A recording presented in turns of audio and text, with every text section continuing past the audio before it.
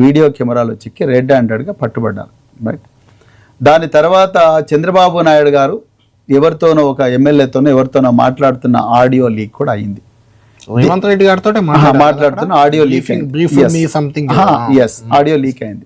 Leak అయిన తర్వాత June నెలలో 9వ తారీఖు 8వ తారీఖు నుంచి ఇంకా ఒక 10 రోజుల పాటు కేసీఆర్ గారి మీద, నాయని నరసింహారెడ్డి గారి మీద, అప్పుడు నాయని నరసింహారెడ్డి గారు హోమ్ మినిస్టర్, తర్వాత ఇంటెలిజెన్స్ అధికారుల మీద, గవర్నమెంట్ ఆఫీసర్ల మీద ఎఫ్ఐఆర్లు దాదాపుగా 80 పోలీస్ స్టేషన్లలో అయినాయని నాకు తెలుసు. స్పెసిఫిక్ గా సజ్జనార్ పేరుతో కాలేదండి. నేను కూడా చెప్తున్నా కదా, సజ్జనార్ పేరుతో కాలేదు. అదే విధంగా మీకు ఈ ఇన్ఫర్మేషన్ అంతా నేనేదో రీసెర్చ్ చేసింది, నాకేదో పోలీస్ స్టేషన్లో పోయి తీసుకున్నది కాదండి. మీకు నెట్లో కొడితే వస్తుంది.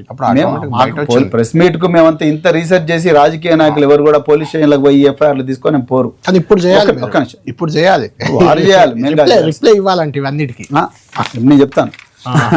సో మేము బయట దొరికిన సమాచారాన్ని అంతా కూడా, నెట్లో ఓపెన్ సోర్స్ దొరికిన సమాచారాన్ని అంతా కూడా తీసుకొని మేము ప్రజల ముందర పెట్టాం. మాకున్న సమాచారమే. ఒక రాజకీయ నాయకుడికి అంతకన్నా ఎక్కువ సమాచారం నేను పోలీస్ స్టేషన్లో జూబ్లీహిల్స్ పోలీస్ స్టేషన్లో ఎఫ్ఐఆర్ ఇవ్వమంటే ఇస్తారని ఇవ్వరు. సో ఆ సమాచారాన్ని తీసుకొని మేము ముందర పెట్టినాం. మేము చెప్పింది ఏంటంటే, ఆ రోజు ఆంధ్రప్రదేశ్లో తెలుగుదేశం పార్టీ రాజకీయ నాయకులు ఇంక్లూడింగ్ దేవినేని ఉమామహేశ్వరరావు మినిస్టరు విజయవాడలో భవానీపురం పోలీస్ స్టేషన్ నుంచి దాదాపు 7, 8, 9, నేను కేవలం 9 చెప్పిన, దాదాపుగా 80 కేసుల దాకా తెలంగాణలో రాజకీయ నాయకులు, అదే విధంగా ఇంటెలిజెన్స్ అధికారుల మీద పోలీస్ కేసులు పెట్టారు. రైట్. సో ఆనాడు తెలంగాణలో ఇంటెలిజెన్స్ లో సజ్జనార్ గారు ఉన్నారు, చీఫ్ గా కూడా శివధర్ రెడ్డి గారు ఉన్నారు. తర్వాత సజ్జనార్ గారు ఇంటెలిజెన్స్ లో ఎస్ఐబిలో వాటిలో ఉన్నారు. సో నేనేమన్నా అంటే, మరి ఆ రోజు ఆంధ్రప్రదేశ్లో ఇంటెలిజెన్స్ అధికారుల మీద ఈ ట్యాపింగ్ వ్యవహారంలోనే మా ఫోన్లు ట్యాప్ చేస్తున్నారని ఆ కేసు అంతా ఈ ట్యాపింగ్ ఒకటి ప్రవీణ్ గారు, నిజంగా కూడా అది ఫోన్ ట్యాప్ తోటే దొరకబట్టారు రేవంత్ రెడ్డి. నాకు తెలియదు. అలా చేశారు కాబట్టి ఇప్పుడు టార్గెట్ అయ్యారు. అది నాకు తెలియదు. బీఆర్ఎస్ ప్రభుత్వం అందుకే టార్గెట్ అయింది. దాని గురించి నేను మాట్లాడలేదు. అవకాశం ఉందా? అది నాకు తెలియదు. అది అధికారులే చెప్పాలి.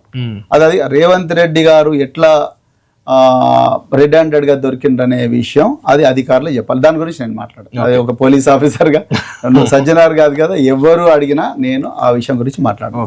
నేను ఆ విధంగా ఆనాడు సజ్జనార్ గారు ఇంటెలిజెన్స్ లో ఉన్నారు కాబట్టి, మరి అక్కడ ట్యాపింగ్ మీదనే ఆంధ్రప్రదేశ్లో ఇన్ని కేసులు తెలంగాణ ఇంటెలిజెన్స్ ఆఫీసర్ల మీద పెట్టినట్టుగా నెట్లో సమాచారం వస్తుంది కాబట్టి అదే నేను ప్రజల మీద పెట్టిన. ఆనాడు ఇంటెలిజెన్స్ లో సజ్జనార్ గారు ఉన్నారు కాబట్టి, ఇంటెలిజెన్స్ మీద అన్ని కేసులు పెట్టినాయి కాబట్టి, అదే సజ్జనార్ గారు ఈ రోజు బీఆర్ఎస్ పార్టీ టెలిఫోన్లో ట్యాపింగ్ చేసిందని రేవంత్ రెడ్డి గారు ముఖ్యమంత్రి అయిన తర్వాత పంజాగుట్టలో 243/2024 కేసు పెట్టి ఆ కేసును ఒక ధారావాహిక సీరియల్ లాగా లాగుతా ఉన్నారు. మరి సజ్జనార్ గారు మొన్నటి వరకు సిట్ చీఫ్ లేరండి, కాదు. ఫస్ట్ సిట్ వేసింది గిరి అని జూబ్లీహిల్స్ ఏసీపీతోనే వేశారు. అవును, కరెక్ట్. ఆయన 350 మంది విట్నెస్లను విచారించారు. ఇది ప్రజలందరూ కూడా తెలవాలి. 350 మంది విట్నెస్లను విచారించి రోజుల తరబడి ఇన్వెస్టిగేట్ చేసిండ్రు. దాదాపు ఒక 3 పోలీస్ ఆఫీసర్లు, భుజంగరావు, రాధాకిషన్ రావు, అదే విధంగా తిరుపతి అన్న, ఇంకెవరెవరు ప్రణీత్ రావు, వీళ్ళందరూ కూడా దాదాపు 150 నుంచి 200 రోజులు చెంచల్గూడ జైల్లోనో లేకపోతే ఎక్కడో జైల్లో ఉన్నారు. సుప్రీంకోర్టులో ఎక్కడి నుంచి తెచ్చుకున్నారు. ప్రభాకర్ రావు గారు ఇండియాకు వచ్చారు. ఆయన ఆరోగ్యం బాగాలేక అమెరికా పోయాడు. ఇండియాకు వచ్చిన తర్వాత ఆయన 14 రోజుల పోలీసు కస్టడీలో పెట్టిండ్రు. అది పక్క పెడదాం. సో అప్పటి వరకు కూడా ఎస్వి గిరి గారే ఉన్నారు సిట్ చీఫ్ గా. రైట్. సో అది అయిపోయిన తర్వాత రెండవసారి మళ్ళీ ఒక కొత్త సిట్ వేసిండ్రు. కొత్త సిట్ వేసి దానికి హైదరాబాద్ కమిషనర్ ఆఫ్ పోలీస్ ఇప్పుడు సజ్జనార్ గారిని పెట్టారు.